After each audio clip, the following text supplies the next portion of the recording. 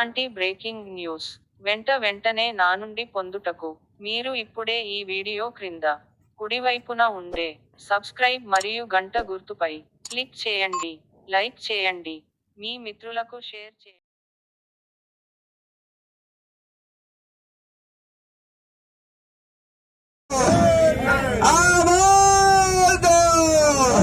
పెన్షనర్ల ఐక్యత, పెన్షనర్ల ఐక్యత, పెన్షనర్ల సమస్యలు వెంటనే, పెన్షనర్ల సమస్యలు వెంటనే, పిఆర్సీని వెంటనే, పిఆర్సీని వెంటనే, పెండింగ్ లో ఉన్న డిఏలను వెంటనే, పెండింగ్ లో ఉన్న డిఏలను వెంటనే.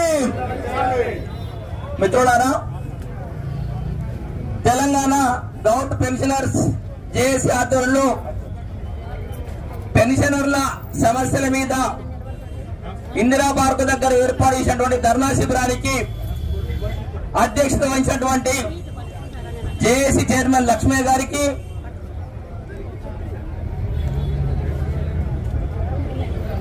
సెక్రటరీ జనరల్ తులసి సత్యనారాయణ గారికి, వేదిక మీద ఉన్నటువంటి పెద్దలందరికీ, వేదిక ముందున్నటువంటి పెద్దలందరికీ హృదయపూర్వక నమస్కారాలు తెలియజేస్తా ఉన్నా.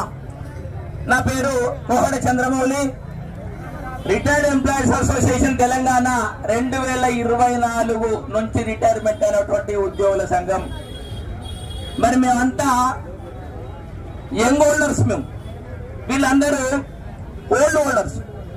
నేనైతే లక్ష్మయ్య గారికి, తులసి సత్యనారాయణ గారికి నేను శిరస్సు వంచి నమస్కారాలు చేస్తాను. ఎందుకంటే వాళ్ళు రిటైర్మెంట్ అయ్యి 20 సంవత్సరాలైంది, ఇప్పటికీ ఉద్యమాన్ని నడిపిస్తున్నందుకు వారికి నేను శిరస్సు వంచి నమస్కారం తెలియజేస్తా ఉన్నా.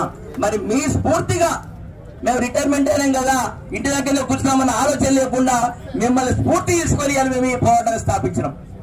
2024 మార్చిలో రిటైర్మెంట్ అయినటువంటి ఉద్యోగులు, ఉపాధ్యాయులకు రావాల్సినటువంటి పెన్షన్ డబ్బులు మొండి ప్రభుత్వం మొత్తం దళసరి చైర్మన్ గల ప్రభుత్వం ఒక్క పైసా ఇవ్వకుండా ఒక పెన్షన్ మాత్రమే ఇస్తున్న క్రమంలో మేమందరం ఉద్యమం స్టార్ట్ చేసి రాష్ట్రంలోని రిటైర్డ్ ఎంప్లాయీస్ అసోసియేషన్ తెలంగాణ స్థాపించి మేము హైదరాబాద్ లో అనేక ఉద్యమాలు చేయడం జరిగింది, జిల్లాల వారీగా చేయడం జరిగింది. మొట్టమొదటి మా సమస్య మీద గౌరవనీయులు తులసి సత్యనారాయణ గారు మరియు లక్ష్మయ్య గారు 2025 ఆగస్టులో ఇదే స్థలంలో ఒక ధర్నా చేపట్టడం జరిగింది. ఆ తర్వాత 2025 నవంబర్ 15 నాడు 24లో రిటైర్మెంట్ అయినటువంటి పెన్షనర్ల కోసమే ఈ ధర్నా మేము చేపడుతున్నాం, మీరందరూ అధిక సంఖ్యలో రావాలి అని చెప్పి మమ్మల్ని ఆహ్వానిస్తే రాష్ట్రం నలుమూల నుంచి ఒక 10,000 మంది, ఎందుకంటే మేమందరం కడుపు గాలిస్తాం, డబ్బులు రాక అవస్థల పాలవుతూ నానా విధాల కష్టాలు పడుతూ అనేక మంది చనిపోతున్నటువంటి తరుణంలో ఇవాళ లక్ష్మయ్య గారు, మన తులసి సత్యనారాయణ గారు మా సమస్య మీద పోరాటం చేస్తే నవంబర్ 17, 2025 నాడు ఇదే ఇందిరా పార్క్ దగ్గర మా వాయిస్ వినిపించడం జరిగింది.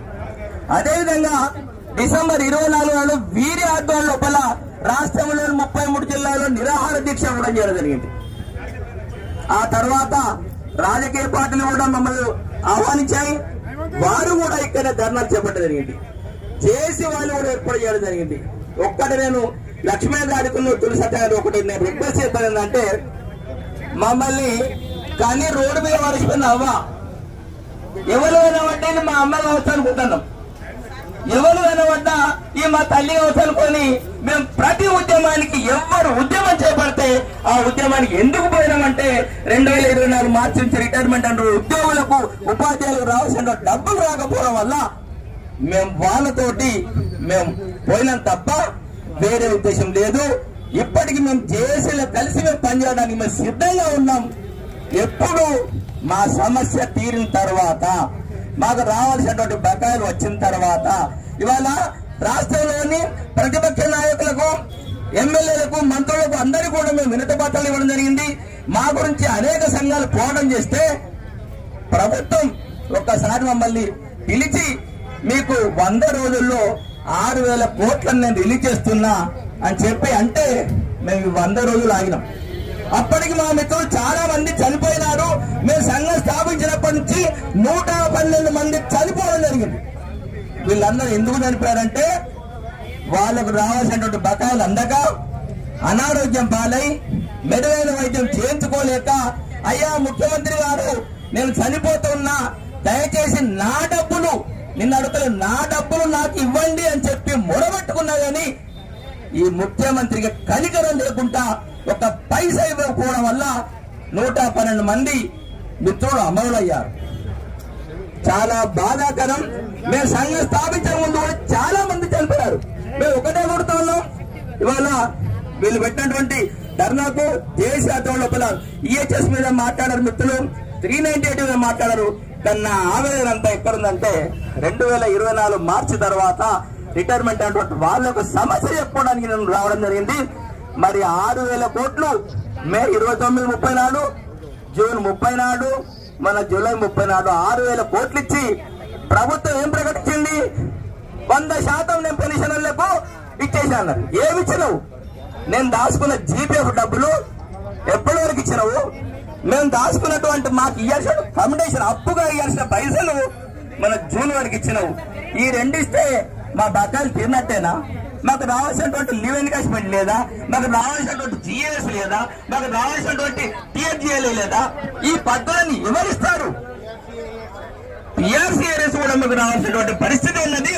మరి ఇవన్నీ తేరినాడే ఇలా అందరం ఏమనుకున్నాం అంటే ఈ ప్రభుత్వాన్ని ఏది కోరి తెచ్చుకున్నాము. ఎందుకు తెచ్చుకున్నామంటే అప్పుడున్న ప్రభుత్వం 3 డిఎల్ నేను ప్రకటిస్తా, అధికారంలోకి రాగానే 3 డిఎల్ ప్రకటిస్తానని, 6 నెలల్లో పిఆర్సీ అమలు చేస్తానని, సిపిఎస్ ను రద్దు చేస్తానని, హెల్త్ కార్డ్స్ అమలు చేస్తానని చెప్పి అంటే నమ్మి మోసపోయి నిన్ను గెలిపించుకున్నాం.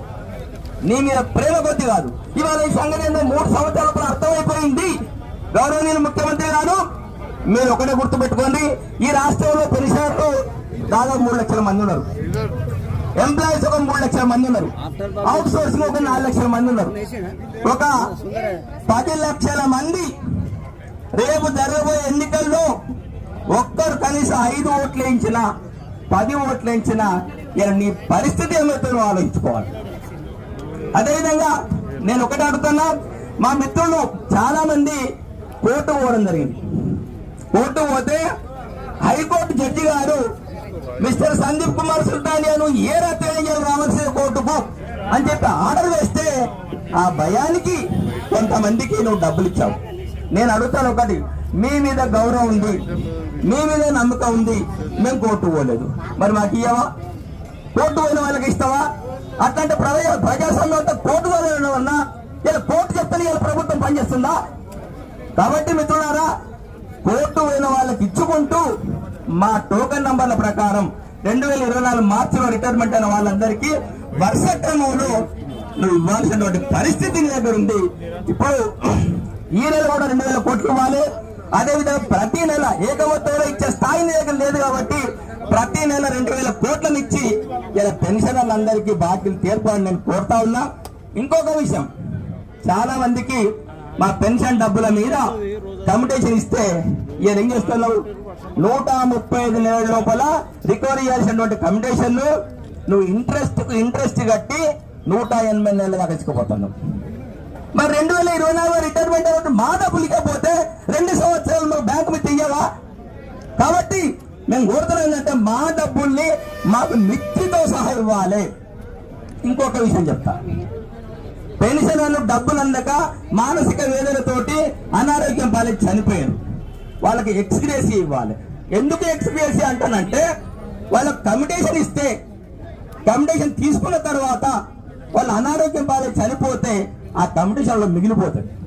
నువ్వు వాళ్ళకి కమిటేషన్ ఇవ్వకుండా వాళ్ళు చనిపోయేలా చూసావు కదా, ఆ కమిటేషన్ ఎక్స్గ్రేసీ వాళ్ళకి ఆ కుటుంబాలకు నువ్వు అందజేయాలని చెప్పి నేను ప్రభుత్వాన్ని డిమాండ్ చేస్తా ఉన్నా. అదేవిధంగా మిత్రులారా, 1-2 నిమిషాలు మాట్లాడి నేను ముగిస్తాను. తర్వాత మాకు రావాల్సినటువంటి బకాయిలు పూర్తి స్థాయిలో వచ్చేంత వరకు మేము పోరాటం చేస్తామని జేఏసీ ఆధ్వర్యం లోపల మా సమస్య పూర్తిగా ఇది వచ్చేంత వరకు మేము పోరాటం చేస్తామని వాళ్ళు ఇచ్చినటువంటి జీపీఎఫ్ కమిటీషన్ కూడా ఇంకా చాలా మందికి అందలేదు. మరి వాళ్ళైతే బాహనంగా ప్రకటించుకున్నారు. 100% మేము కమిటీషన్ ఇచ్చినాం, 100% మేము జీపీఎఫ్ ఇచ్చినాం అన్నారు. కానీ మాకు రావాల్సిన బకాయిలు మొత్తం మరి తక్షణమే చెల్లించాలని చెప్పి, లేకపోతే మేము మునుముందు అనేక ఉద్యమాలు చేసి ఈ ప్రభుత్వాన్ని స్తంభింపజేస్తామని చెప్పి నేను తెలియపరుస్తూ ఇలా చేసి వాళ్లకు మరొకసారి నేను శిరస్సు వంచి నమస్కారం చేస్తున్నా. థ్యాంక్ యూ అన్నాను. ఇలాంటి బ్రేకింగ్ న్యూస్ వీడియోలు నిరంతరం ఎప్పటికప్పుడు నేరుగా నోటిఫికేషన్ ద్వారా నా నుండి మీరు పొందుటకు ఈ వీడియో క్రింద కుడివైపున ఉండే సబ్స్క్రైబ్ మరియు గంట గుర్తుపై క్లిక్ చేయండి. లైక్ చేయండి, మీ మిత్రులకు షేర్ చేయండి.